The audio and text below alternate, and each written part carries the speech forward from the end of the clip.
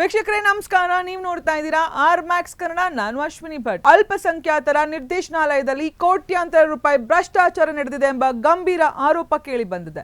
ವಿವಿಧ ಯೋಜನೆಗಳು ಹಾಗೂ ಸಾಮಗ್ರಿಗಳ ಖರೀದಿಯಲ್ಲಿ ಅಕ್ರಮ ನಡೆದಿದ್ದು ಉನ್ನತ ಮಟ್ಟದಲ್ಲಿ ತನಿಖೆ ನಡೆಸುವಂತೆ ಆಗ್ರಹಿಸಿ ಬೆಂಗಳೂರಿನ ಫ್ರೀಡಂ ಪಾರ್ಕ್ನಲ್ಲಿ ಸಮತಾ ಸ್ವಾಭಿಮಾನ ದಳ ಪ್ರತಿಭಟನೆ ನಡೆಸಿತು. ಅಲ್ಪಸಂಖ್ಯಾತರ ನಿರ್ದೇಶನಾಲಯದಲ್ಲಿ ನಡೆದಿದೆ ಎನ್ನಲಾದ ಭ್ರಷ್ಟಾಚಾರ ಹಾಗೂ ಅಧಿಕಾರಿಗಳ ಮೇಲಿನ ಕಿರುಕುಳವನ್ನು ಖಂಡಿಸಿ ಸಮತಾ ಸ್ವಾಭಿಮಾನಿಗಳ ದಳ ವತಿಯಿಂದ ಫ್ರೀಡಂ ಪಾರ್ಕ್ನಲ್ಲಿ ಪ್ರತಿಭಟನೆ ನಡೆಯಿತು. ಸಂಸ್ಥಾಪಕ ರಾಜ್ಯಾಧ್ಯಕ್ಷ ಡಾಕ್ಟರ್ ಅರುಣ್ ಕುಮಾರ್ ನೇತೃತ್ವದಲ್ಲಿ ನಡೆದ ಪ್ರತಿಭಟನೆಯಲ್ಲಿ ಸರ್ಕಾರದ ವಿರುದ್ಧ ಘೋಷಣೆ ಕೂಗಿ ವಿವಿಧ ಬೇಡಿಕೆಗಳನ್ನು ಮುಂದಿರಿಸಲಾಯಿತು. ರಾಷ್ಟ್ರೀಯ ಮಟ್ಟದ ಸ್ಪರ್ಧಾತ್ಮಕ ಪರೀಕ್ಷೆಗಳು ಹಾಗೂ ಕೆಸೆಟ್ ಸೇರಿದಂತೆ ವಿವಿಧ ಪರೀಕ್ಷೆಗಳ ತರಬೇತಿ ಹೆಸರಿನಲ್ಲಿ ಕೋಟ್ಯಾಂತರ ರೂಪಾಯಿ ದುರುಪಯೋಗವಾಗಿದೆ ಎಂದು ಪ್ರತಿಭಟನಾಕಾರರು ಆರೋಪಿಸಿದರು. ರೋಪ್ ರೆಸ್ಕ್ಯೂ ಉಪಕರಣಗಳು, ಎಥಿಸ್ಪ್ರೇಯರ್, ಪ್ರಥಮ ಚಿಕಿತ್ಸಾ ಕಿಟ್, ಆಹಾರ ಮತ್ತು ಪೌಷ್ಟಿಕಾಂಶ ಪೂರೈಕೆ, ಕರಾಟೆ ಡ್ರೆಸ್, ಆನ್ಲೈನ್ ತರಬೇತಿ ಉಪಕರಣಗಳು, ಬಯೋಮೆಟ್ರಿಕ್ ಸಾಧನಗಳು ಹಾಗೂ ಕಿಚನ್ ಸಾಮಗ್ರಿಗಳ ಖರೀದಿಯಲ್ಲೂ ಭಾರಿ ಅಕ್ರಮ ನಡೆದಿದೆ ಎಂದು ದೂರಿದರು. ಡಿಟಿಡಿಪಿ ಯೋಜನೆ, ವಿದ್ಯಾರ್ಥಿ ನಿಲಯಗಳ ದುರಸ್ತಿ ಕಾಮಗಾರಿಗಳು ಹಾಗೂ ಕಾಲೋನಿ ಅಭಿವೃದ್ಧಿ ಯೋಜನೆಯಡಿ